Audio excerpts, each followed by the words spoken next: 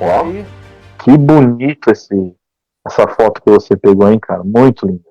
essa é a Biblioteca de Celso. Para quem não sabe, Oficina da Palavra, Evangelho Negociável, Verdade e Graça também é cultura, né? Também, cultura. A Biblioteca de Celso é considerada uma das maravilhas da antiguidade e é um símbolo da cidade de Éfeso. Ela foi destruída, né, por causa de todas aquelas tragédias que aconteciam na antiguidade, né? Vulcões, terremotos, maremotos, invasões, guerras, né? Que sempre existiram no mundo moderno, no mundo antigo, no mundo contemporâneo.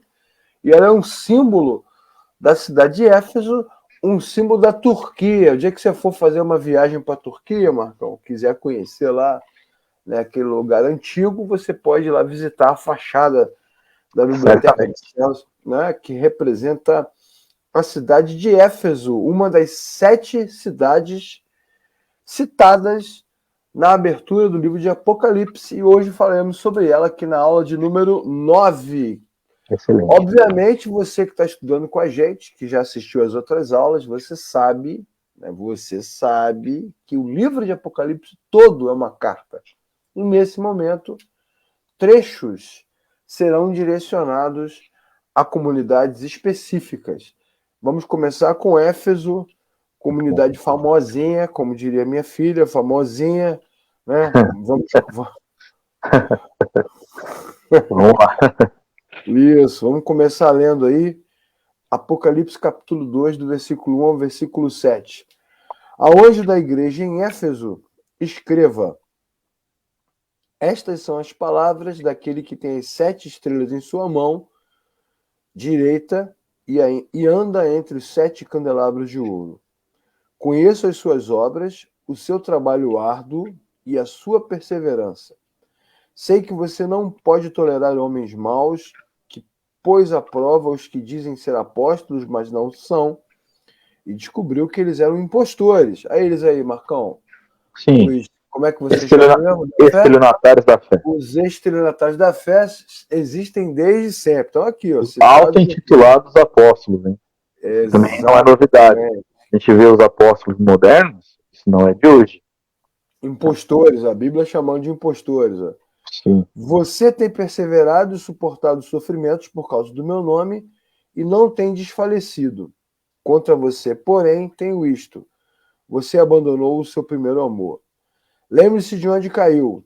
Arrependa-se e pratique as obras que praticava no princípio. Se não se arrepender, virei a você e tirarei o seu candelabro do seu lugar. Mas há uma coisa a seu favor. Você odeia as práticas dos nicolaítas, como eu também as odeio. Aquele que tem ouvidos ouça o que o Espírito diz às igrejas. Ao vencedor, darei o direito de comer da árvore da vida que está no paraíso de Deus. Muito bem, muito Muito bem. bom esse texto, cara. Esse texto é Muito maravilhoso. legal, né, cara? O texto é Muito. maravilhoso. Poxa, Isso aqui. esses pedacinhos de Apocalipse são muito bons, né? Muito assertivos, muito práticos, Sim. muito atualizados, né? E servem de inspiração para essas igrejas que vão abrindo aí, né? Verdade e Graça Filadélfia, Verdade e Graça Esmirna. Conheço várias igrejas aí por aí, com Com essas. nomes apocalípticos. Isso, de Filadélfia, então acho que é o que eu mais conheço. Várias, É, várias, ninguém, várias. ninguém bota lá Odisseia, né, cara? Eu não sei porquê. Claro que não. Vamos que Bom, vamos. vamos primeiro falar da comunidade. Então, toda aula aqui sobre igrejas, falaremos sobre a comunidade primeiro, para que você tenha um vislumbre do que se trata. Estão ali as 7 igrejas. Esta comunidade específica foi plantada, né? Plantada é uma palavra contemporânea, né, Marcão? Do nosso tempo. Antigamente a gente falava essa igreja foi fundada. Isso. É, uma questão Fundação de bem, igreja. totalmente de época, né? Fundação Cultural. de igreja. Antigamente se fundava igreja. Geralmente o cara botava lá uma base de cimento, depois jogava a Bíblia, né? Botava a Bíblia ali, CD. Não, fora que tem o pessoal aí. Isso acontece ainda hoje. Esses dias eu vi um cara fazendo. Acho que colocou no Facebook, se não me engano, né? Tava fundando uma igreja assim propriamente dita. E aí na base, né, colocou uma Bíblia ali do lado da pedra, eles falam que é uma pedra angular, Pedra bem como, fundamental.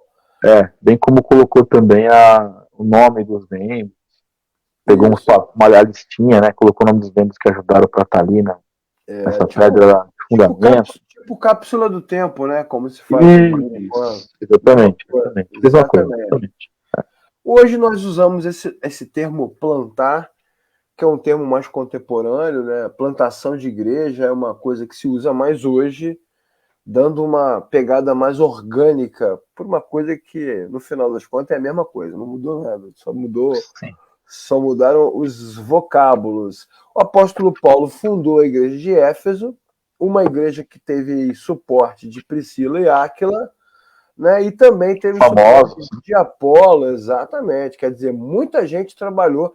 Essa igreja, inclusive, né, Marco, essa comunidade de fé, ela representa muito bem aquele texto de Coríntios, né? Eu plantei, Apolo regou, mas quem dá crescimento é o Senhor, né? Exato. Todo mundo, né? Na verdade, havia um bem comum ali, né, que é uma coisa que às vezes falta hoje, né? Mas havia o bem comum de todos esses irmãos aí, que foram inclusive citados na Bíblia, de estabelecer essas comunidades como um sinal visível daquilo que o Evangelho estava fazendo naquelas vidas. Exatamente. Manutenção da fé. Então, isso é importante. Exatamente.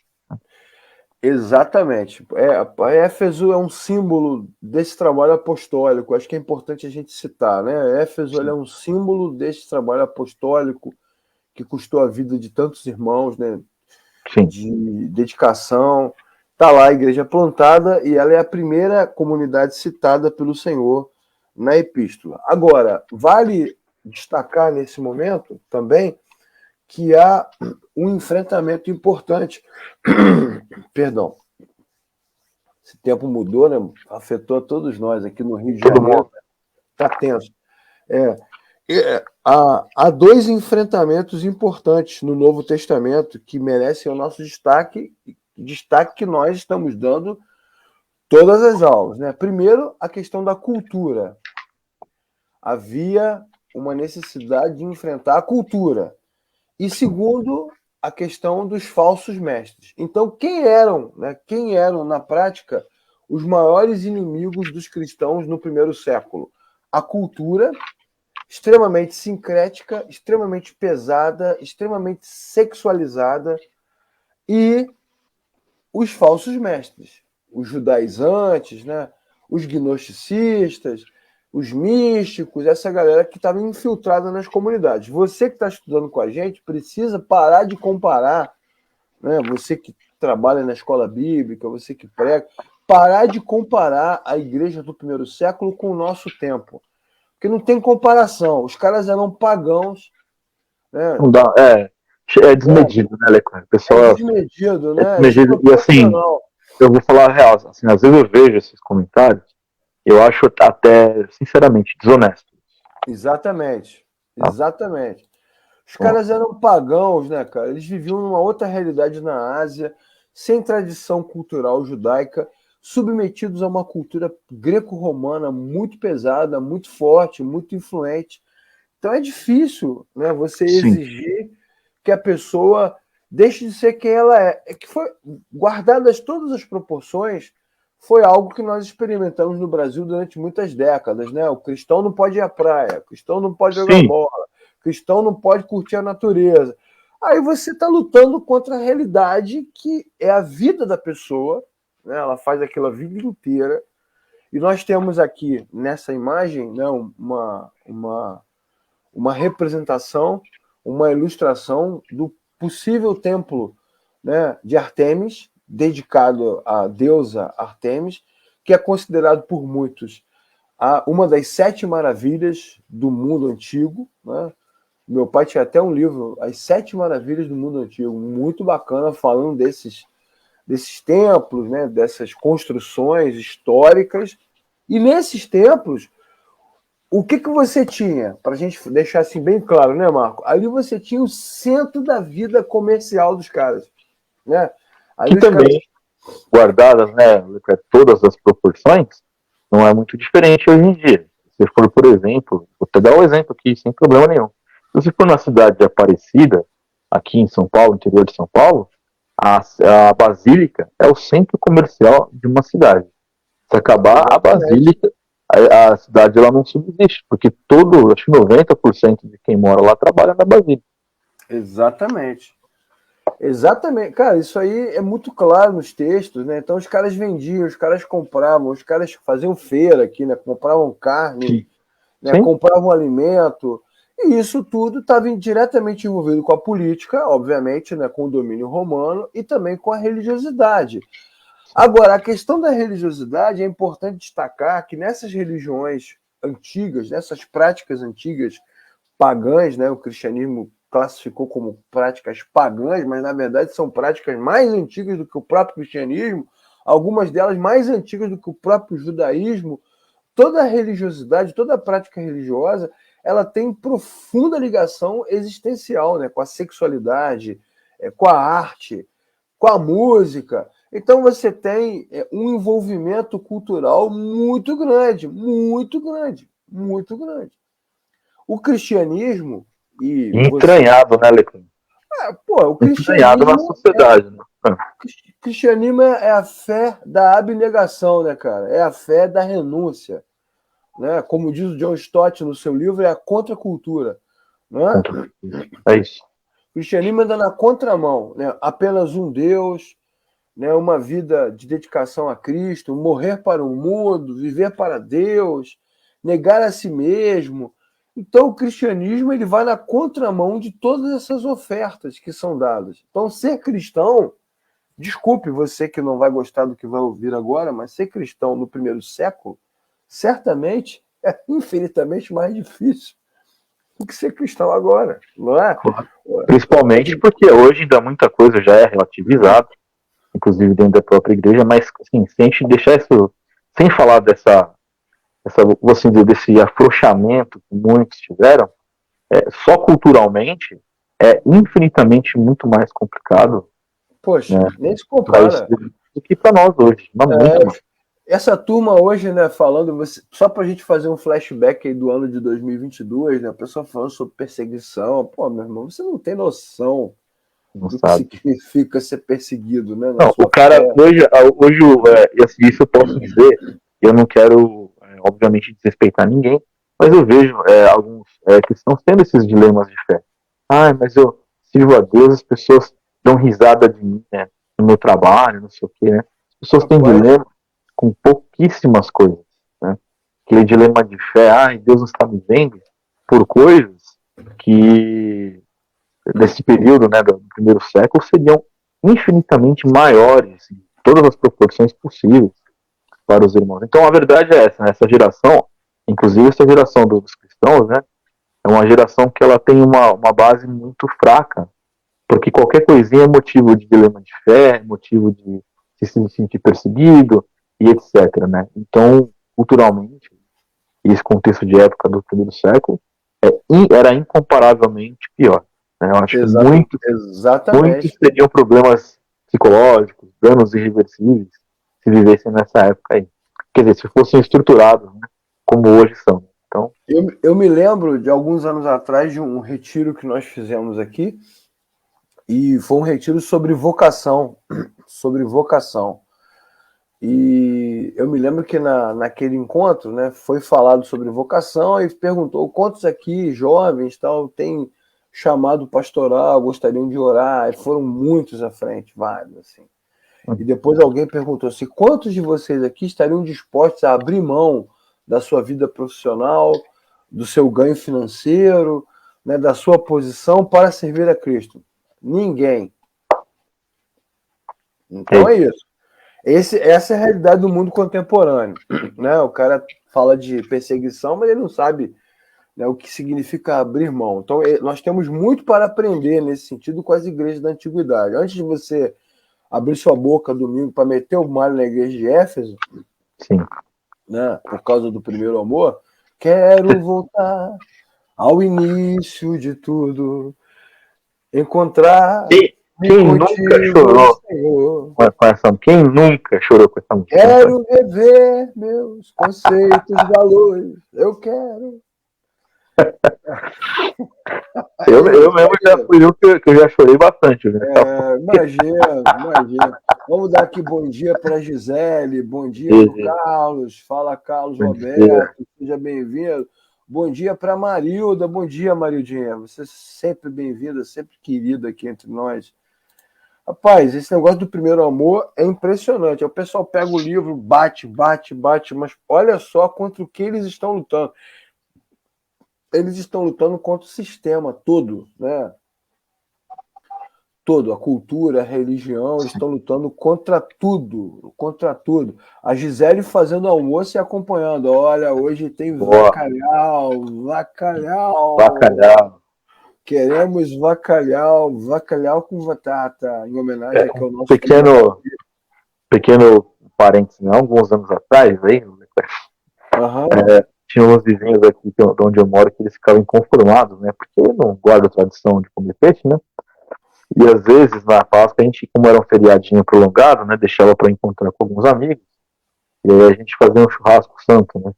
Imagina todas as casas dos vizinhos fazendo bacalhau e a gente assando uma carninha descaradamente. Enfim, Você também não é eu fácil, sou né, mano? sou um herege, né? É Pode um falar. herege. Vamos lá. Cara, impressionante. Impressionante, né? Impressionante como as pessoas não entendem essa Então, assim, questão ó, cultural tão é agressiva por que os isso, caras viviam. exatamente por isso que eu citei, porque assim, hoje, e eu falo pra você, eu tenho um exemplo, cara, meu pai mesmo, meu pai ama meu pai de coração, às vezes eu acho que ele vem assistir, se estiver assistindo aqui, pai, ó, o senhor mora no meu coração, falei que eu te amo. Dia desse perguntei pra ele, pai, por que você come peixe na Páscoa, né? Ele, não sei, porque sim, É isso mesmo. como muitas pessoas, né, É isso mesmo. guardam essa tradição, e a gente olha de novo, Leclerc, para esse contexto aí da igreja do primeiro século. Se hoje, até hoje, né, a gente, numa era de informação, uma era de acesso a conhecimentos, estudos, né, a gente consegue entender por que existe uma tradição, ainda que ela possa não fazer nenhum sentido para mim ou para você, mas a gente pelo menos descobre a origem das coisas, né? As pessoas às vezes não sabem. E isso ainda é entranhado. Né? Eu vou te falar que sexta-feira eu tive a infeliz ideia do mercado cedo, e a fila Mas do.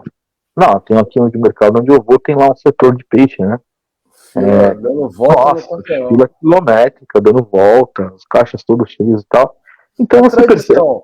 É a tradição. tradição. Aí, Não mas adianta. assim, me diga se é este nível de tradição, ele se compara à tradição que nós estamos vendo da igreja do primeiro Pelo século. amor de Deus. É exatamente. Então, Exatamente. é por isso que eu Inclusive, o digo que é pessoal desonesto. fazendo barraco, faz barraco com uma coisa que não é nada. Não é nada, cara. Não é nada. Eu vi esses teólogos de Facebook dando siricutico aí no Facebook, porque onde já se viu, vocês querem comer o peixe, mas não querem saber da verdade, o pessoal fala de um jeito que é É, desconexo com a realidade. E mostra de como, fato, né, que são. Não conhecem ali o contexto histórico, enfim. exatamente, exatamente, exatamente, né? E se apegando a coisas pequenas, né? Quando na Sim. verdade Arrumando pelo em casca de ovo, né? eu poderia apostar toda a minha fortuna nas Ilhas Caimã que Cristo encarnado andando entre nós aqui no Rio e São Paulo comeria peixe nessa sexta-feira com todos, publicanos, Tudo pregadores, mas enfim, não é esse o assunto, né? vamos Também lá. precisamos destacar o cuidado pastoral que o apóstolo Paulo tinha com esta comunidade, né? Bem antes aí desse tempo, né? Então, por exemplo, quando ele se despediu da cidade de Éfeso, porque ele ficou lá mais ou menos 3 anos trabalhando, né? Quando ele se despediu da cidade, ele estimulou, né? Ele disse aos membros dessa comunidade que tivessem cuidado com os falsos pastores, que ele chamou de lobos vorazes. Olha que Ó, coisa ó, forte. no texto tá bem assim, ó, eu sei que depois da minha partida, entre vós penetrarão lobos vorazes que não pouparão o rebanho. Então, e aí ele ainda fala assim, olha, Leclerc, e que dentre vós mesmos se levantarão homens falando coisas pervertidas para arrastar discípulos atrás disso. Né? Não tem novidade nessas Não coisas, tem né? novidade, não tem É zero novidade. novidade.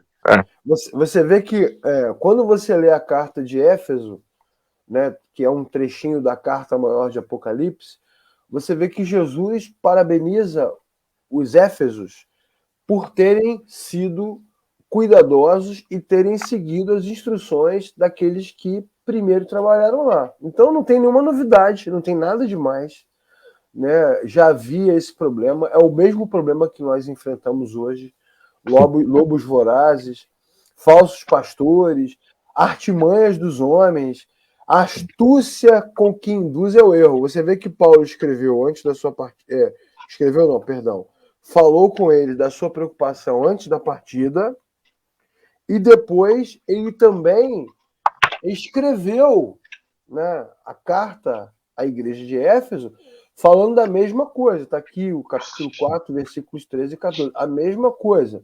E insistiu, né? Insistiu sobre a importância do discernimento. Ninguém vos engane com palavras. Esse é o que eu mais falo isso pra caramba. Falei sobre isso essa semana no seminário.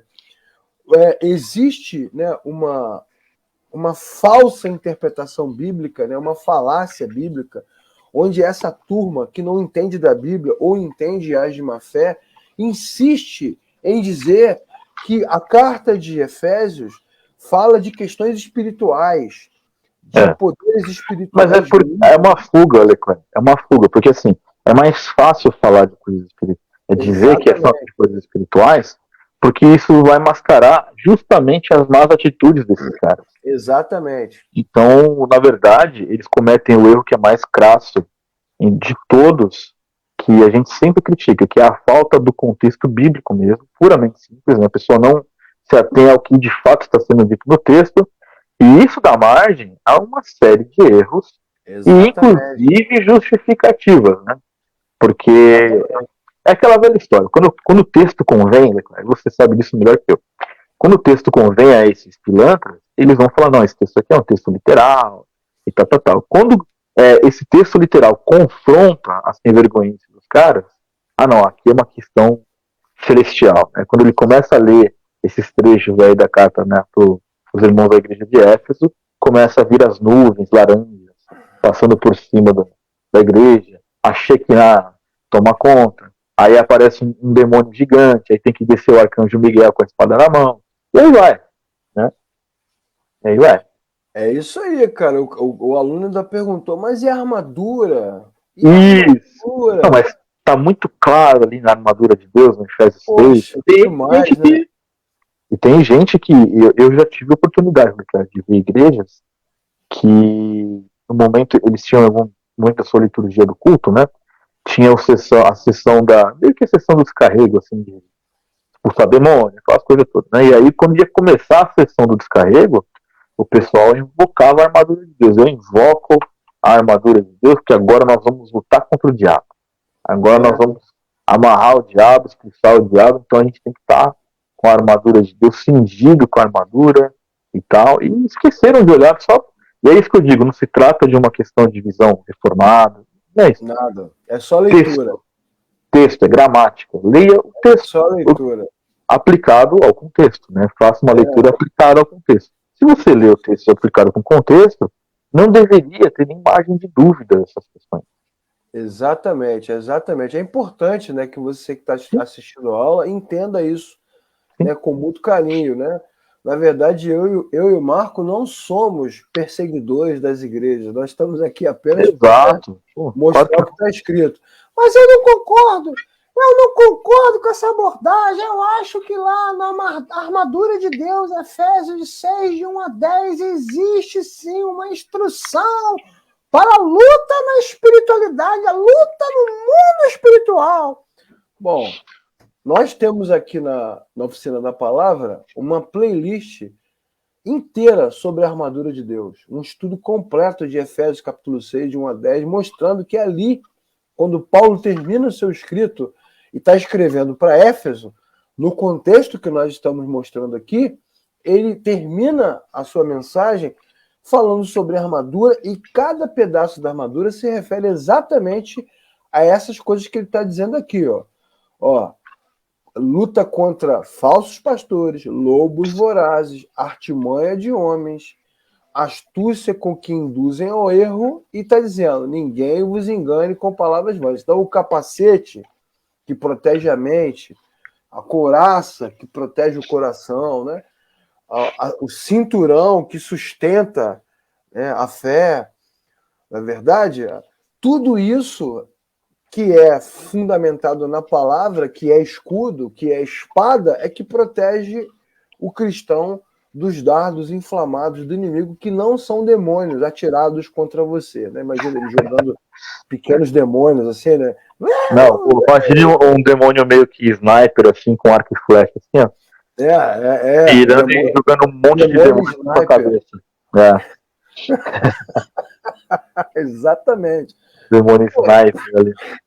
Não é isso, né? Na verdade, o texto de Efésios ele é bem claro com relação ao aprendizado. E nós já falamos aqui várias vezes que a grande luta apostólica do primeiro século é essa. Éfeso, você pode ler 2 Timóteo, 2 Pedro, Judas, né? Judas falando que esses homens falsos são como nuvens sem água, né? Os caras são falsos, são mentirosos.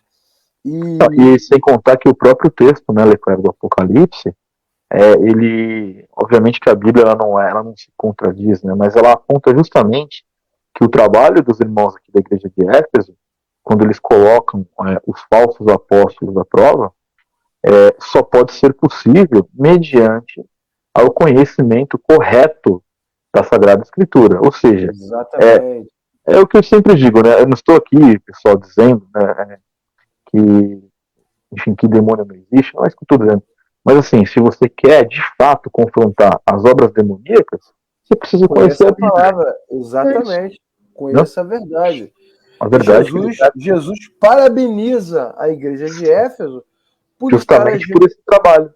Por estar agindo desta maneira. Então isso é importante. A Gisele falou que eu sempre acreditei assim, Gisele, eu vou deixar no canal da Oficina da Palavra, quando esse vídeo for publicado, todos os links lá do estudo sobre a armadura de Deus, né? Para você entender do que o texto está falando. É só isso, é só contexto. E nós começamos agora também, na verdade, de graça, um estudo completo, expositivo, poderoso, né, sacramental, ungido, shekinático, do livro de quem está dando esse estudo é o Wellington. Shekinático é ótimo. O Wellington que está dando esse estudo, e nós vamos postar aqui, né, toda semana um estudo novo, já a partir dessa semana. E a Gisele responde, né? Joma. Esse do Joma é maravilhoso, né? Então, isso aí é mais um exemplo desses falsos profetas, né? Que, assim, mistificam o que não tem nenhuma razão de ser místico. É muito claro que, assim, isso é um alerta que eu sempre dou aos irmãos, né? Não se trata de você ser alguém que fica alucinado por conhecer só o contexto teológico da Bíblia, não é isso. Mas é a própria palavra que nos alerta contra esses. E você vai reparar que uma das maiores características dos falsos profetas é a ignorância bíblica que eles têm. Exatamente. Porque quando falta a argumentação em relação a um contexto bíblico, alguém dá uma confrontada em relação a algum versículo, aí eles partem para essa suposta experiência pessoal, né? Joma. O que é Joma? Joma é algo muito profundo. Se você não for profundo, não adianta que eu não vou explicar. E aí, a Bíblia, para esses caras, fica de lado. E aí nós estamos vendo aqui na carta dentro do todo o livro do Apocalipse, mas a carta para a igreja de Éfeso, a qual o Senhor Jesus ele elogia o posicionamento da igreja em se manter firme contra os falsos profetas, e a única forma de se manter firme é conhecendo a palavra. Até mesmo como o Leclerc colocou aqui no slide, né? Ninguém vos engane com palavras vãs. Esse idioma aí é uma palavra vã. Palavras vãs, exatamente. Esse idioma aí é só mais um na fila do pão. Mas ninguém. É só mais uma palavra vã, né? Bom, diante dessa introdução de 50 minutos que eu e o Marco fizemos, né? A gente sempre se excede um pouco, não tem jeito. Vamos lá. É o que a gente É que fala. o tema é vasto, né? O Estudo tema é do vasto. Apocalipse em 2 horas, não, né? Não tem. Não existe, né? Não existe. É verdade. Então, como é que começa a carta, né? Palavras daquele que tem as 7 estrelas em sua mão direita e anda entre os 7 candelabros de ouro. Então, se você quiser saber o que significam as 7 estrelas na mão e os 7 candelabros de ouro, estude as aulas anteriores, pois nós explicamos isso com detalhe, com imagem, com referência histórica, o quão significativos são esses elementos. As imagens que nós mostramos aqui, as ilustrações, eu ia falar foto aí, não, é heresia, né? As ilustrações que nós mostramos aqui, Jesus vestido de sacerdote, entre os candelabros, né? Referência direta ao judaísmo, referência direta ao Império Romano. Então, pô, isso aqui é uma reafirmação, né? Jesus reafirma, sou eu mesmo. Eu que ando entre os candelabros, eu que ando, tenho as estrelas na mão. Então, ele abre essa carta a Éfeso com esta citação, né, com essa autorreferência, e mais uma vez, né, como nós já estudamos aqui nas aulas anteriores, como o sumo sacerdote, que é aquele que acende a lâmpada, né, que é aquele que segura a estrela. Portanto, ó amados irmãos e irmãs em Cristo Jesus, igreja nenhuma tem luz própria, irmãos. Né? Ninguém tem luz própria, ninguém tem poder próprio, ninguém tem unção própria, né? Poder mágico, né? Um lugar especial, aqui acontece o milagre, aqui a coisa não sei o quê, terra santa. Não existe a luz do candelabro, a luz da lâmpada, a luz é Jesus. Ele é o Senhor que tem autoridade para salvar e tem autoridade para julgar. Né? Tem poder, é o único digno de abrir o livro, que nós vamos ver lá na frente, né? Tem poder para abrir o livro, para dar decisões. Então, mais uma vez, né? Ainda que Éfeso tenha sido incrível, tenha resistido aos mentirosos, né? Tenha lutado pela verdade de forma inabalável, então, ainda assim, não tem luz própria. Você não tem luz própria. Meu ministério, minha vocação, meu dom, minha unção. Você não tem nada, meu irmão. Nem o Marco aqui, nem o Leclerc, nem o Davi, nem o Wellington. Ninguém tem nada. É tudo de Jesus. É tudo. A glória é de Cristo, né? Mais importante do que você abandonar, né, a prática idólatra, né, e terrível de consumo de chocolate, você que é viciado em cacau, mais importante do que isso, ou desconectar-se da cultura, é você entender que a Páscoa, que é o dia, né, onde nós estamos dando essa aula aqui, calhou de dar essa aula no mesmo dia, né, coincidentemente. Sim. A Páscoa é o dia de exaltação a Cristo. E o texto faz a mesma coisa. Jesus chamando para ele, né? Eu sou a luz. Eu sou o poderoso. Se me permite compartilhar uma coisa que aconteceu hoje, inclusive. Até comentei com os irmãos do Evangelho negociando. Hoje cedo eu fui comprar pão de queijo com meu filho, que ele gosta, né? Domingo, né? Frio. Tal. Tava lá no mercado, no estacionamento do mercado, encontrei um membro da última igreja que eu pastoreei. E a gente fica constrangido em alguns momentos, porque assim, o cara me deu um abraço, Marcão, que saudade de você, meu tal. Eu sinto falta das pregações, do ensino e tal. E aí naquele momento, né, você percebe que a pessoa quer te elogiar de forma sincera, mas eu acho que a grande bênção de tudo isso foi que eu até conversei com as pessoas. A importância de conhecer os poços de pecado, né, me faz crer que é exatamente o que você está falando. Não é um brilho meu, não é um mérito meu, muito pelo contrário, né? Deu, na verdade, um tapa na cara grande, né, dizendo o seguinte: apesar de mim, as coisas, Deus ainda se move, apesar de mim. Tá? Então, eu fico feliz de entender que tudo que nós fazemos, embora tem gente que tem, assim, às vezes por questão de querer reconhecer o nosso trabalho, né, nos elogiar alguma coisa assim, qualquer coisa que nós façamos em relação ao reino de Deus, esses estudos, tudo que a gente coloca disponível, não se trata de nós. Se não fosse a graça, se não fosse o Senhor sustentar, se não fosse o Senhor tocar os corações das pessoas, tudo isso aqui seria em vão. Se as nossas motivações... Se as nossas motivações fossem apenas nós, né, nós vamos fazer aqui o nosso nosso nome, né, e tal, para depois a gente vender o nosso curso. É papo furado, cara. Na verdade, é muito claro, inclusive também, de novo, na carta aqui para os irmãos da igreja de Éfeso, né? Se você viu que Jesus fala, olha, conheça as suas obras, isso é muito sério. Poxa, É, essa coisa do conheço as suas obras tem esse peso de juiz, né? Não é sim, só, não é exato. só o conheço da informação, né? Ele tem poder Exatamente. para avaliar, para pesar, que é o que João Batista fala. Eu batizo com água, mas o que vem depois de mim, caramba, ele tem um machado na mão, ele tem fogo na mão, É ele isso. separa o trigo da palha. Isso é muito sério. E os irmãos, às vezes, não entendem, né? Ou não querem entender, ou são mal ensinados, né? Eu e o Sim. Marco, nesse ponto, temos uma pequena divergência que é muito salutar, né? Mas no final os dois têm razão. Tem uma culpa da liderança clara que conduz mal o rebanho e tem uma culpa do rebanho clara que se deixa levar muitas Sim. vezes por esse tipo de falácia. Nesse caso a gente discorda para concordar depois, né, Leclerc? Exatamente. Olha que é importante discordar, né? Como diria Sim. o pastor Nelson Rodrigues, né?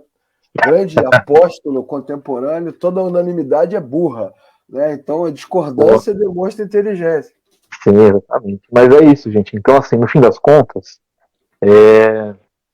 não se trata do que nós fazemos, não se trata do que a igreja de Éfeso fez. Se trata daquele que sustenta, daquele que diz que conhece as obras, conhece o trabalho e perseverança, mas que também tinha alguma coisa contra essa igreja, que é o abandono do primeiro amor, que a gente vai avançar. Aí, chegamos, conheço as suas obras. Né? Conheça as suas obras, né? E isso é Exatamente. 100% aplicável para todos nós. Para todos nós.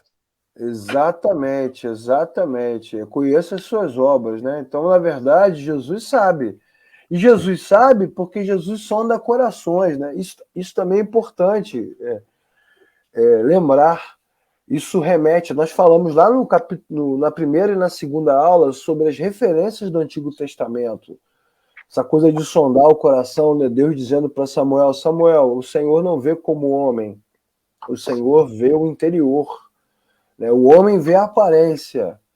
Então essa coisa de Deus conhecer corações, né? O Salmo 139, né? Senhor, tu me sonda e me conheces, tu sabes quando me assento e quando me levanto. Conhece as palavras antes que elas apareçam na minha boca, né? Para onde fugirei da tua face? Para onde me esconderei do teu espírito? Se subir ao céu, lá estás. Se for ao mais profundo abismo, lá estás também. Se voar nas asas da alva, é bonito demais, né? Não tem para onde correr. É o que Jesus está dizendo. Não tem para onde correr. Eu sei quem vocês são.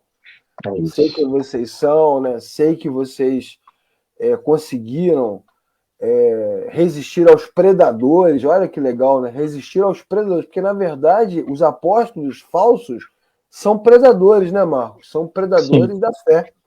Sim. E continuam, E sem né? misericórdia, né? E sem misericórdia. Continuam, sem misericórdia. Sem misericórdia. Sem Sem moleiro. misericórdia. Eu tava vendo no Instagram essa semana lá o cara andando na igreja lá e a mulher passando a mão nele assim, bota a mão aqui no meu suor, né? E a mulher passando a mão nele assim, né? E passando a mão no enfermo lá, e aquele povo alucinado, né? Tá todo mundo. Tá Igual todo esse, mundo. um Todo tempo mundo. atrás, esse já é mais antigo, cara. Igual. Eu dou risada hoje, mas às vezes eu vejo esses negócios eu fico chateado. Uma bispa aí, aqui famosinha aqui de São Paulo, ela sentada num trono lá e ela falou, né, pro pessoal vir colocar o dinheiro no pé dela. Isso, E aí o pessoal passava para falar alguma coisa, ela, irmão, não dá tempo de falar não. Deixa o dinheiro aqui e já passa E porque a fila vaza. tá e E vaza. vaza. É cheio de. Que amor. Que Igualzinho amor. os cristãos aí, só que não, né? Mas o povo gosta. E aí é onde que a gente fala. Você imagina que alguém que tivesse de fato lido a Bíblia faria um troço desse? Mas jamais. Mas jamais. Exatamente. Exatamente. Exatamente. Então é importante, né, essa postura que Jesus assume como aquele que é o candelabro que ilumina os candelabros, como aquele que é o sol que ilumina as estrelas, né, o dono da luz, né, falando desse conhecimento que ele tem da igreja de Éfeso. Mas, para mostrar que a luz vem dele e nós somos apenas servos, Jesus também dá aquela apertadinha, né? E diz lá para a turma de Éfeso, né? Contra vocês, contra você, a igreja, né? Porém, tenho isto: você abandonou o seu primeiro amor. Quero voltar ao primeiro amor, ao primeiro amor. Eu quero voltar a Deus, eu quero voltar. É fácil não, né? Perguntas que nós temos que fazer ao texto, né? O que é o primeiro amor? Muitos pensam, né, que na verdade eles tinham caído da fé. Que quando a turma canta essa música, né, Marcão? É isso, né? Eles acham que apostatei da fé. Abandonei Jesus. Mas é desconexo esse conceito, até pelo próprio texto, porque é só se Jesus estivesse doido aqui. Porque ele vem e fala: conheço tuas obras, viu quanto você luta contra os falsos profetas, etc. Mas aí, se alguém leva para esse lado de interpretação, não, mas você descambou da fé, você se desconverteu, né? Não existe como. Então, é texto. Mas quem tem ouvidos, ouça o que o Marco está dizendo. É exatamente o que eu vou dizer além disso. Está escrito no texto. Só se Jesus bipolar, né? O Deus bipolar. A gente já falou aqui nessa série, né, do Jesus Avenger, do Jesus motoqueiro fantasma, agora é o Jesus bipolar, só se fosse, né? Acabou não de dizer que os caras são incríveis. Exatamente. Acabou de dizer que os caras estão lutando ali firmes na fé. Firmes na fé, né? Contra os falsos mestres, contra os infiltrados, contra os... Quem são os infiltrados agora? Os screws, né? Contra os screws. Exato. E agora ele vai dizer que os caras não têm fé, que os caras negaram a fé. Meu irmão, por favor. Uma outra falácia aí também, né, Leclerc, que assim, muito foi usado isso pelas questões do ativismo. Né? Muitas pessoas foram consumidas pelo excesso de atividade da igreja, né?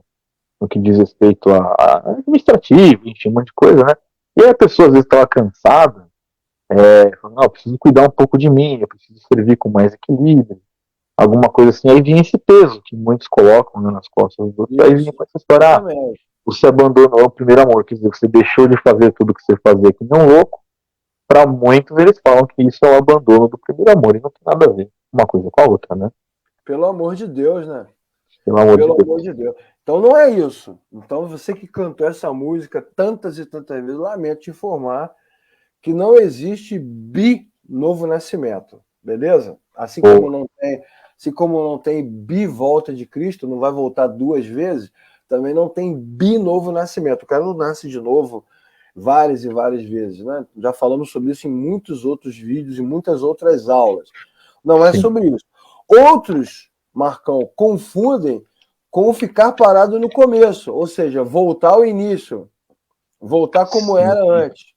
Quando esta igreja aqui não tinha ar-condicionado, quando esta igreja aqui não tinha cadeira, quando não tinha piso, quando você não tinha emprego, estava passando necessidade, você era um crente melhor, como se nós não pudéssemos evoluir, como se a melhoria da estrutura física ou a melhoria da qualidade de vida também fosse um retrocesso.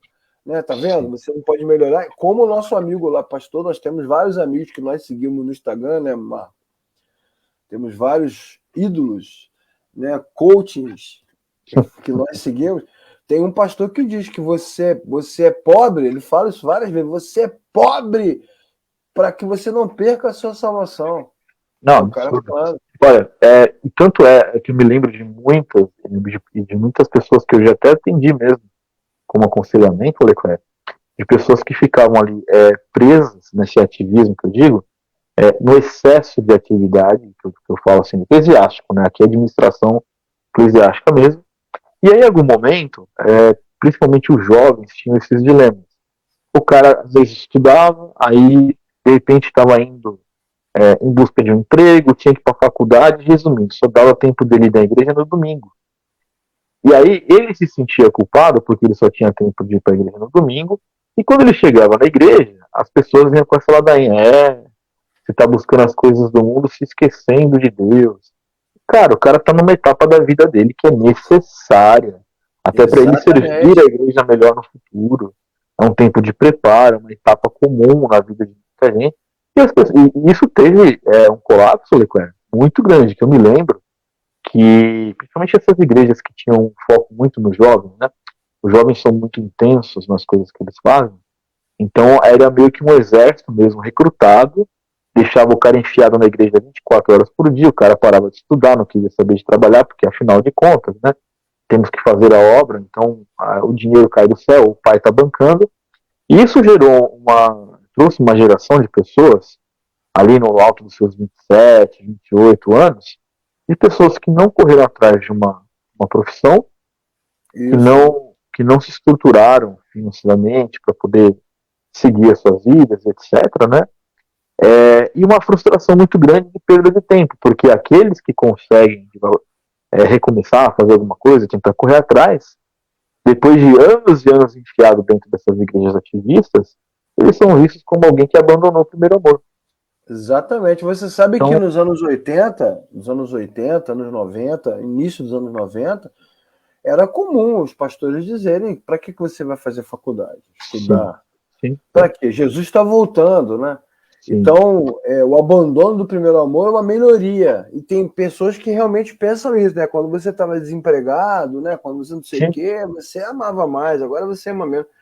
Ora, não é isso que o texto também está falando, né? Porque a questão do sim, dedicar-se mais ou dedicar-se menos é circunstancial. E as pessoas que justo, abandonam a comunidade de fé provavelmente o fazem porque nunca nasceram de novo, de fato, né? É isso que a sim, gente tem que colocar com muita clareza, muita clareza. E nesse caso aqui específico de Éfeso, como você falou com muita propriedade, a igreja não está sendo acusada de flertar com o inimigo em momento nenhum. Ela está sendo, pelo contrário, elogiada, né, por defender a verdade, por posicionar-se com clareza. Então, na verdade, a questão é outra. No próprio livro de Efésios, que Paulo escreve, ele diz o seguinte: que a saúde da igreja depende de uma comunidade que ensina a verdade, que luta pela verdade em amor. Então aí que está a chave, como diria o meu querido Zial Machado, pastor que eu tanto amo, aí que está a chave hermenêutica do texto, né? boa. Ensinar a verdade Verdade em amor. em amor, em amor. Ou seja, há uma dificuldade que as nossas igrejas vivem hoje, né? Mas, inclusive os teólogos do Facebook aí, né, Leclerc? Exatamente. Ou Os o caras não cara. têm um É um, pingo de é um, amor para falar alguma coisa. Isso é um fato. exatamente, Fato. exato. Esse é um desafio constante. Por quê? Porque a teologia, às vezes, a teologia, o ensino bíblico, a doutrina, né, o cuidado pastoral, às vezes ele é feito com tanto zelo, com tanto zelo, com tanto zelo, que o zelo amassa o amor. É parecido, né? Guardadas todas as proporções, né? Para que vocês entendam, né? Prestem muita atenção na analogia que eu vou fazer. É parecido com o pai, com a mãe, que ama tanto o filho, ama tanto, tanto, tanto, que castiga com muita dureza. Aí ultrapassa, né? Isso. Perde a Ultrapassa, mão. perde a Perde a mão. mão. Perde a Aí mão.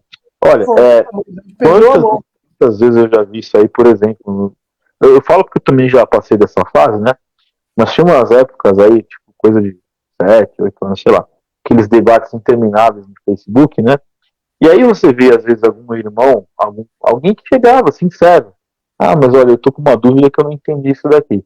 O cara que respondia, nossa, vinha com uma enxurrada de argumento. Ah, você é burro, não sabe ler, aprende a ler, depois você vem falar.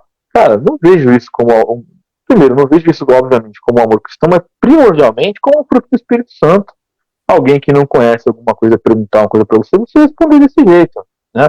Não E é? aí você vê que a galera, eles viram primeiro assim, né, que o verdadeiro teólogo para mim não é isso, mas eles viram teoricamente, né, técnicos de teologia que respondem de forma fria, teórica, mas que nem eles talvez acreditem naquilo que eles estão respondendo, É porque verdade. os seus atos são outros, né?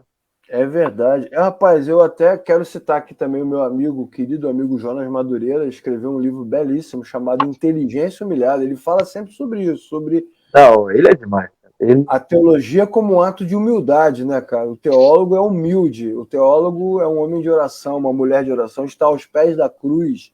Mas, frequentemente, o que nós vemos? Que, às vezes, a defesa da verdade ela se torna tão rigorosa que perde a mão, que você está falando, perde o amor. Como acontecia nas questões disciplinares. A gente não precisa nem passar pela teologia, né? Como é que as igrejas faziam antigamente? Proibir o cara de participar da ceia. Ó, você cometeu uma falha, você errou, falhou, então agora você está fora da comunhão. Olha que loucura, pesado, né? Que loucura! Como é que uma comunidade de fé tem poder para tirar o cara da comunhão com Cristo, né? É uma representação católica, né? O catolicismo medieval romano dentro da igreja evangélica, Não, onde o e você pastor era sabe padre. que, lamentavelmente, Leclerc, conheço gente que acha que é bom isso até hoje. Lamentavelmente. Eles realmente pensam que a igreja, né, enquanto você coloca a igreja nesse contexto da disciplina e tal, tem algum nível de poder de tirar o povo da comunhão nesse sentido aí, cara. Que loucura. É um absurdo, é um absurdo. É a Mas loucura da religião. e conheço gente que sorri para isso, infelizmente. É o que Jesus está dizendo. Na verdade, no texto, quando ele fala, né? Você tem, porém, contra ti que abandonou o primeiro amor. Eles ficaram tão vorazes, né? Tão dedicados, tão comprometidos com a defesa da fé, com a luta, né, contra os falsos pastores, contra os gnósticos, contra aquilo, que acabam sendo duros demais. E é importante ressaltar, preste atenção você que está assistindo a aula, é importante ressaltar que essa defesa da fé é boa. Jesus já elogiou ela. E vai elogiar de novo. Ele faz uma pausa no texto para dar uma apertada, dizer assim, ó, aqui vocês perderam a mão. Essa fala do Marco é ótima. Nesse ponto aqui, vocês perderam, vocês estão duros demais. Depois Jesus vai voltar assim, mas eu odeio os nicolaítas, como vocês. Então você vê que os caras têm o ódio pela mentira, é o ódio, um ódio de Deus, né? Uma coisa bem paradoxal, né? A ira do Senhor, né? Uma coisa bem do Antigo Testamento, né? Bem veterotestamentário. O Senhor estava irado, o Senhor fica indignado, o Senhor também odeia, mas não é o ódio maligno, né? É a indignação santa contra aquilo que é mentiroso. E eles têm o mesmo sentimento. Jesus fala assim, vocês têm raiva dos caras, eu também. Vocês querem a cabeça dos caras, eu também quero. Só que isso, a diferença entre essa comunidade e Jesus é que Jesus consegue ser juiz com amor. Aí vai entrar, isso é difícil para nós, né, Marco? Eu sempre comento isso com alguns amigos próximos, né? Que os fins não vão justificar os meios nesses casos. Exatamente. Não adianta você fazer o que é certo do jeito errado. Exatamente. Porque para Jesus é diferente, né? Ah, mas eu estou lá lutando contra os falsos profetas, contra os falsos legais, você está certo nisso. Mas sem amor, você está errado. Esta é a sua falha. Então, para muitos é um dilema grande entender que, mesmo que você esteja com a razão, se você fizer isso com o sentimento errado, com a motivação errada, você não está sendo produtivo. Isso. Então, é igual a correção. É igual a correção dos pais, né? Se você é tão correto e tão zeloso que faz o seu filho ter ódio de você, não adianta. Não, perdeu a mão. Né? Abraão, outro lado, né? Abraão, em nome do zelo, teve outro filho com H. Perdeu a mão. Né? Os caras vão em nome de uma fé maior, eles desobedecem ao Senhor. E aí eu poderia aqui invocar agora a famosa frase que ecoa através dos séculos, como diria o grande general Maximus, né? Não é? Do gladiador.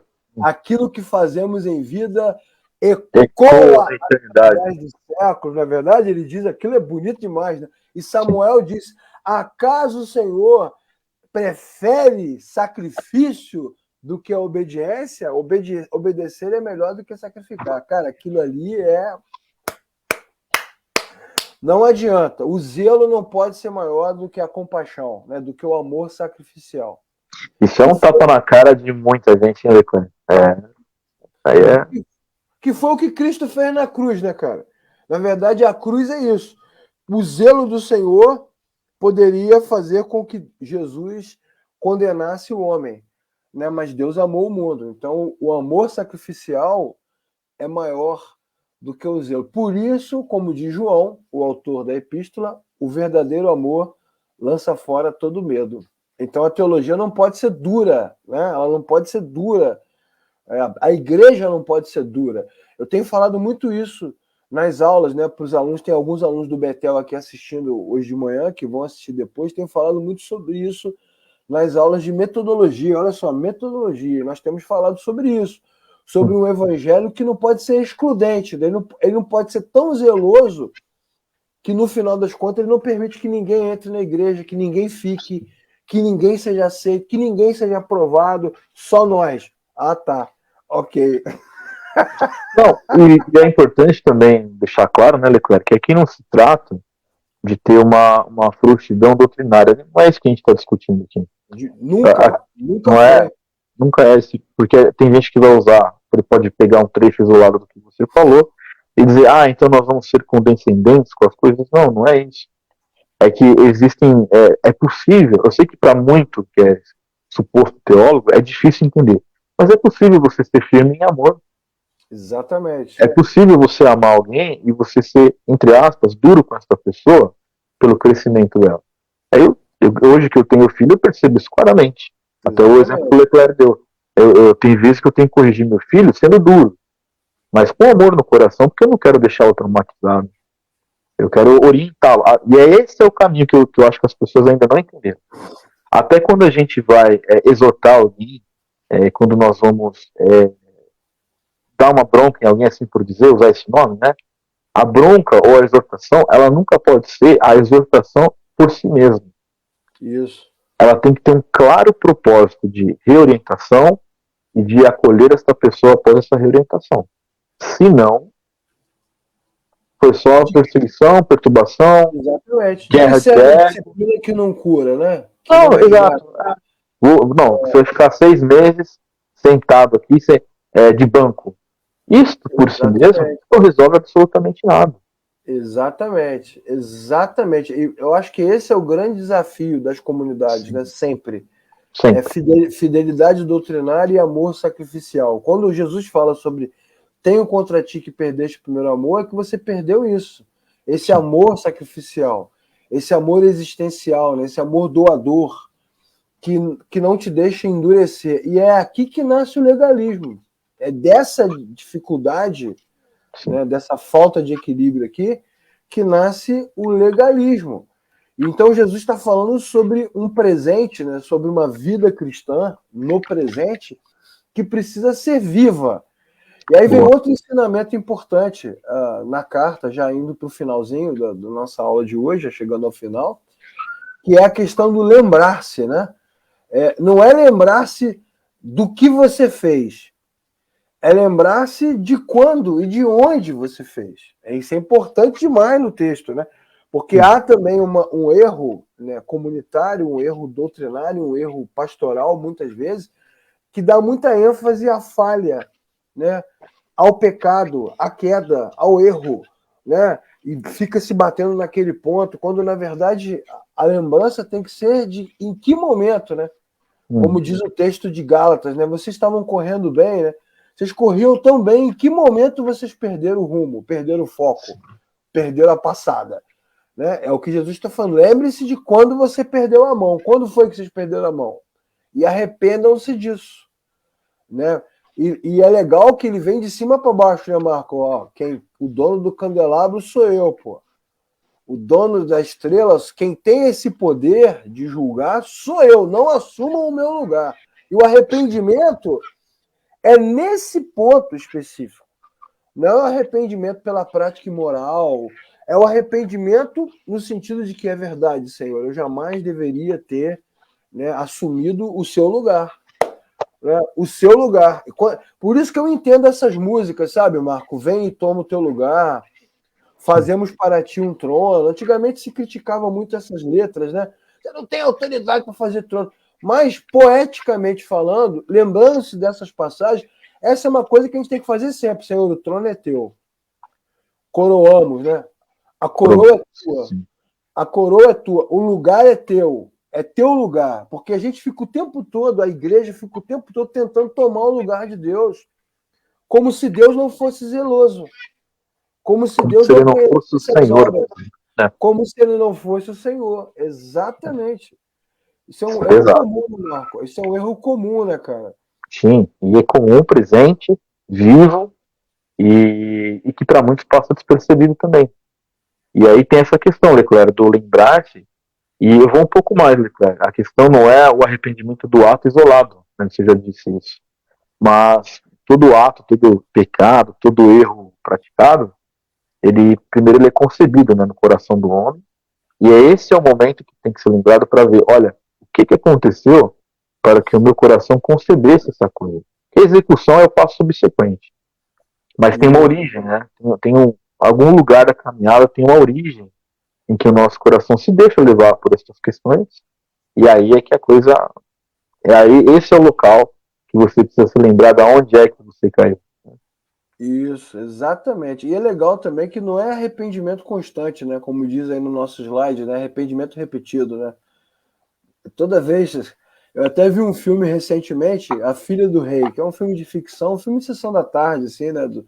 Sobre o rei francês que ele quer ter a vida eterna, né? Ele quer a eternidade, e alguém diz para ele que se ele capturar uma sereia e fizer uma oferta da sereia no dia do eclipse lunar, o poder de ressurreição da sereia vai entrar dentro dele e tal. Uma ficção assim bonitinha, de sessão da tarde, meio princesa e tal.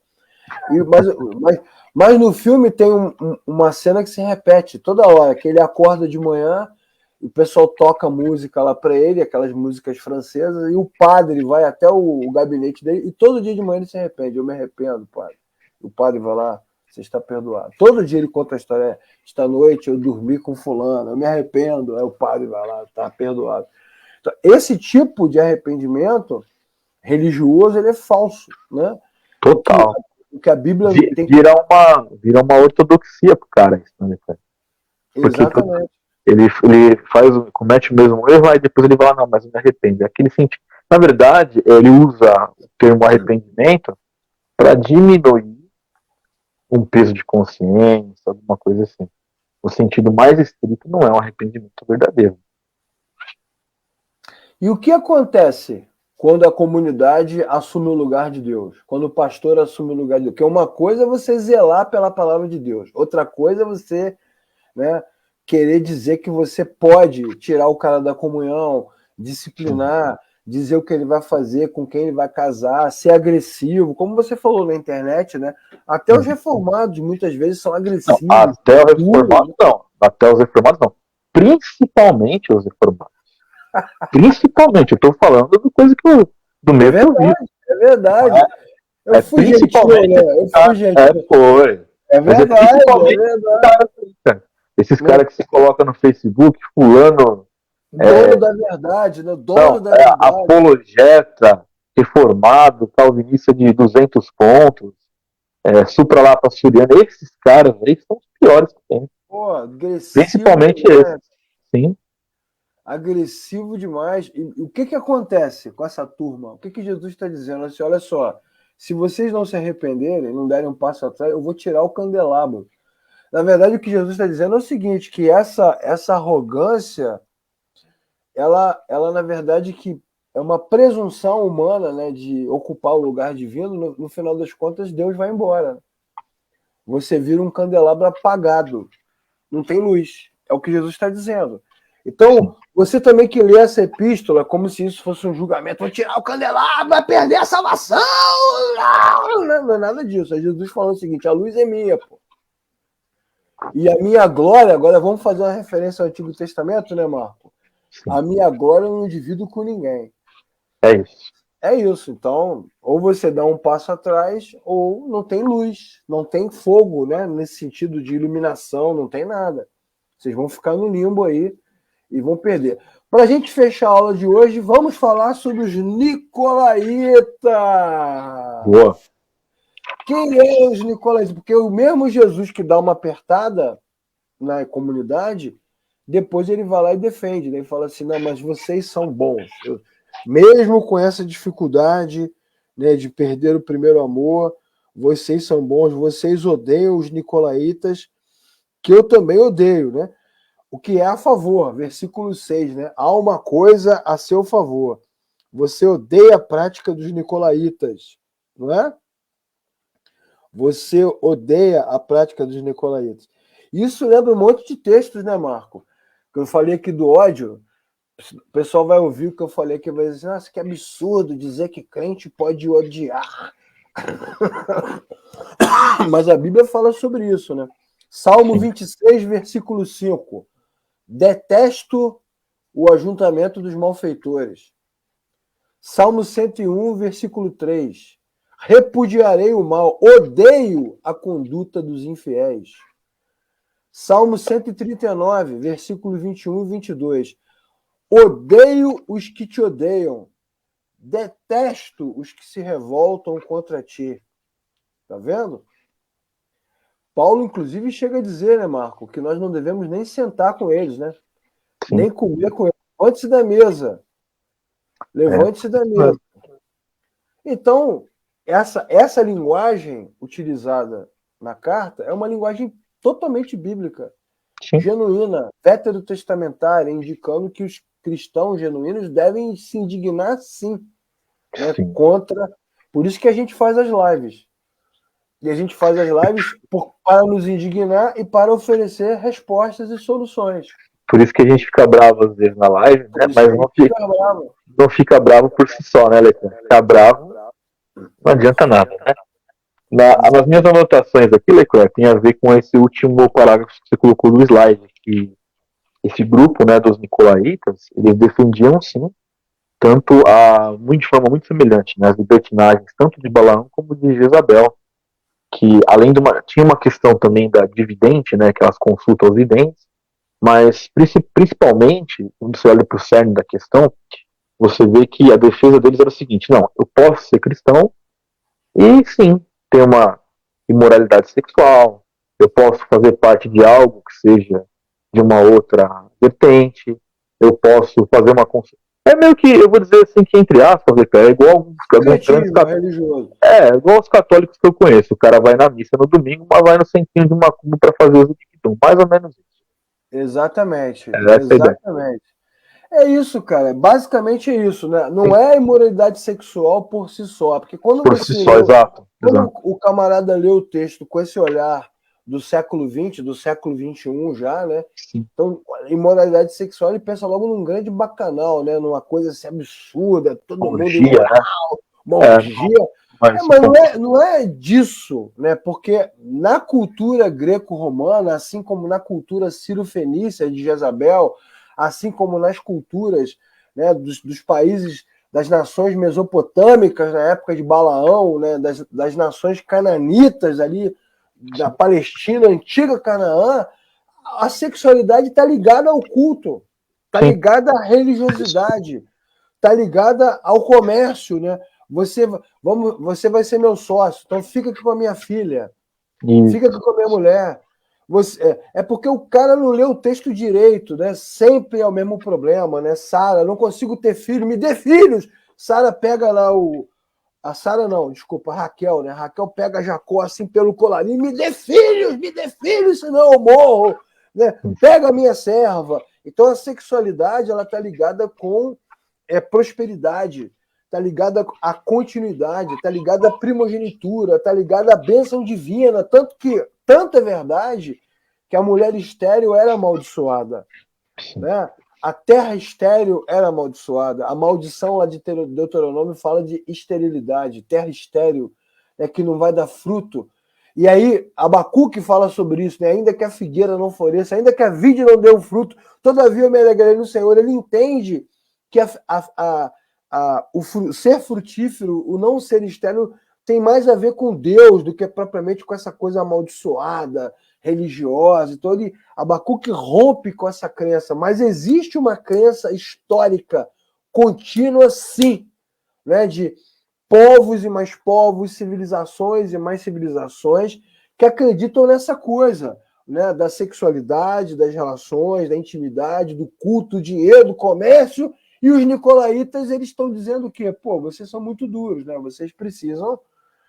existe lá o Nicolau, está aqui o nome dele, aqui o Nicolau de Antioquia, muitos acreditam que este ensinamento vem dele, dizendo o seguinte, esse tipo de cristianismo que vocês pregam é muito duro, é desnecessário, não precisa o cara deixar de frequentar o templo de Artemis, né? Deixar de... Qual o problema? Qual é o problema? Na verdade, o evangelho é a nossa moda, né? Não, isso aqui eu acho que é bom. Pô, século XXI total. Eu vou pegar pra mim. Isso aqui eu acho fofinho. Então, é o Jesus Good Vibes, né? Vamos lá. Agora, o que eu acho que eu não posso deixar de fazer, eu vou continuar tocando do mesmo jeito, tá tudo certo, né? Qualquer semelhança, né, Leclerc, com nossos dias, não é mera coincidência. Igualzinho. É isso. Inclusive, quando se cita o texto de Balaão, que é importante, né, a gente falar sobre esse assunto, que vai voltar depois os servos de Balaão, as mentiras de Balaão. A mesma coisa, não, porque Balaão levou Israel à prostituição, mas não é prostituição por prostituição. A Bíblia diz que as mulheres cananitas, as mulheres moabitas, através da sedução, da sexualidade, do culto, da questão social, levaram os hebreus à idolatria. Exatamente. Esse é o ponto. As mulheres de Salomão, né? As mulheres de Salomão, que Salomão também caiu na mesma falácia. Não foi dos nicolaítas, nem foi dos servos de Balaão, mas Salomão caiu na mesma linha. A Bíblia diz que as muitas esposas de Salomão levaram Salomão à idolatria. A questão não é que a cultura, de novo o início da nossa aula, né, Marco? O evangelho é contra a cultura. Rapaz, a cultura te absorve, não adianta. Ela é mais forte do que você. Então, quando a Bíblia diz para você negar o mundo, negar a si mesmo, não quer dizer para você virar uma pessoa chata. Está dizendo que você, se você não tomar cuidado, se você não tiver cuidado, a cultura te absorve. Porque a linguagem, a sedução é isso aí, não? Pô, qual o problema, pô? E geralmente, Leclerc, como a gente sempre já falamos aqui nas lives, não é aquela coisa descarada. Não vai chegar aqui agora, vamos aqui agora que eu vou te prostituir para te idolatrar. É sorrateiro. Exatamente. Quando você percebe, você já está dominado, né? O cara não vê o mal. Aí vem um cara que só... Vem um aqui e diz assim, não, a Bíblia precisa ser atualizada. Aí solta. Aí o outro fala assim, alvo mais que a neve é uma questão de racismo estrutural. Aí solta. Aí vê o outro e fala assim, não, qual o problema disso aqui? Então, suavemente, né, levemente, a cultura vai se entranhando e daqui a pouco vamos cantar, em vez de cantar um hino de exaltação a Cristo, no culto cristão, que é um culto vamos cantar Titãs. Vamos cantar João Gilberto. Nada contra o Titãs, acho ótimo. Muito menos contra a Bossa Nova. O que há é uma influência cultural que vai, aos poucos, apagando a luz do candelabro. É isso. Sim. É isso que Jesus está dizendo. E já não é incomum você chegar, quando você assiste midiáticos, né? Inclusive, eu lembro, Leclerc, eu cursei contigo, acho que faz uns 10 anos. Você não é uma coisa tão nova, né?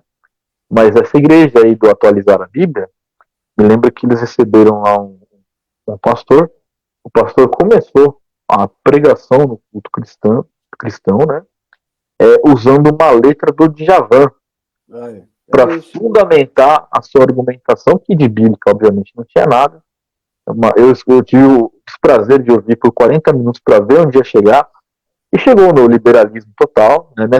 Muito semelhante com essa questão aí, do que a gente está falando agora. Veja bem, não é tão duro assim, não precisa ser dessa forma. Quer dizer, uma nova releitura do Evangelho. Uma releitura do Evangelho ao bel prazer das pessoas. Tanto é que nem a Bíblia ela tem a proeminência que deveria ter dentro desse espaço que se chama de igreja, desta igreja especificamente. É isso. Basicamente é isso. Muito perigoso, muito perigoso. É muito perigoso. Por isso que quem ama o Senhor deve odiar. E a igreja, agora vamos dar aquela apertadinha, né, Marco? Em vez de se preocupar com o ensino da Escritura, quer tomar conta da sua vida. Confunde zelo bíblico doutrinário com controle. Quer controlar, dizer com quem você quer se casar, o que você quer fazer, o que você pode fazer. E aí vira um discurso moral, que é exatamente o que Jesus está dizendo.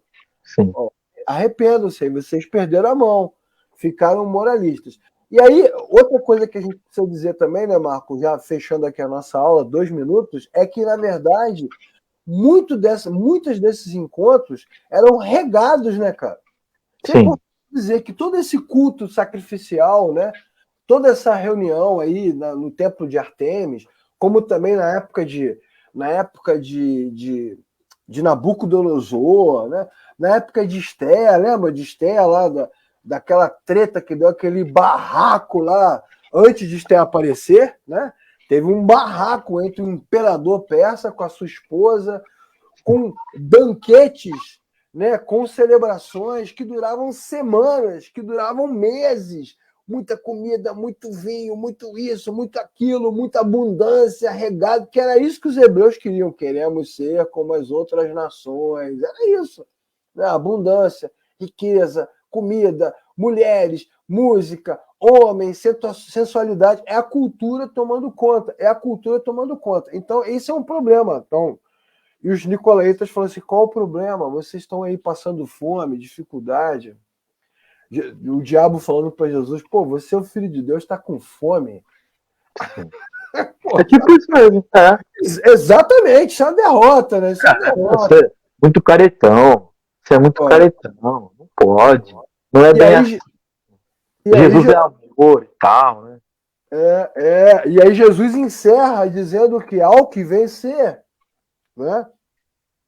Isso é muito bacana, né? Ao que vencer, numa versão mais tradicional, né? Ou ao vencedor, darei o direito de comer da árvore da vida. Ok? Então Jesus fala assim, eu tenho alimento melhor. Eu tenho alimento melhor. Eu tenho algo melhor. Eu tenho uma mesa melhor. E é muito legal, né? O próprio Ziel aqui que eu já citei, ele fala muito sobre isso, a teologia da mesa. A comunhão com Deus sempre acaba na mesa, né? Quando Pedro está lá revoltadinho no mar porque Jesus morreu tal, quando Jesus se encontra com eles na praia, serve o peixe e eles comem. Os discípulos de Emaús que estão quicando, quer saber? Dane-se, vamos embora. Jesus encontra com eles, leva eles para casa, eles sentam na mesa e comem. Tem essa coisa da comunhão. E a ceia do Senhor tem essa representatividade, né? Participar da comunhão com o Senhor. Então Jesus fala assim, não, vocês vão comer da árvore da vida. E vão comer da árvore da vida onde? Onde? No paraíso de Deus, pô. E aí você tem uma sinalização clara para o livro de Gênesis, né? O resgate da redenção, né? O resgate da redenção, não, perdão. O resgate da comunhão com o Senhor através da redenção, né? Então isso é muito legal também. O que os nicolaítas oferecem, o que a cultura oferece, não trará vocês para a minha presença. Isso é um equívoco, isso é uma falácia, né? Isso é uma grande mentira. Então, ao que vencer, darei o direito de comer da árvore da vida. Muito bom, né, Marco? Foi excelente. Bom, acho que mais claro do que isso, só 2, é aquela velha história. Se você não entendeu, então assiste de novo, porque não há mais o que ser dito, né? Tá muito claro. Então você fique esperto, né, no sentido de não ser legalista. Há um equilíbrio necessário, sim, mas cuidado, né? Tem uma frase que eu esqueci de quem é agora, de você não ser tão cabeça aberta ao ponto do cérebro cair da sua cabeça, né? Esqueci a quem é o autor dessa frase, mas é bem por aí. Da nossa parte, meus irmãos, acho que a igreja de Éfeso nos ensina muito sobre o apego necessário em relação a conhecer a palavra, em conhecer a sã doutrina, em sermos firmes e posicionados contra os falsos profetas, contra os hereges, porém, não está tirando em nenhum momento de nós o direito, né, na verdade a nossa obrigação de sermos amáveis ao ensinar essas questões. Então, uma vez que nós estejamos apegados aí, juntos, firmes no Evangelho, amando, ensinando, perseverando, odiando as obras dos nicolaítas modernos, né, que são esses liberais aí, ridículos, péssimos de hoje em dia, nós estamos num bom caminho. Muito bem, então agora que você já leu a carta, já estudou o texto, você pode cantar de boa, né, Marcão? Sim. Quero voltar ao primeiro amor, ao Pode chorar. primeiro Isso. amor, eu quero voltar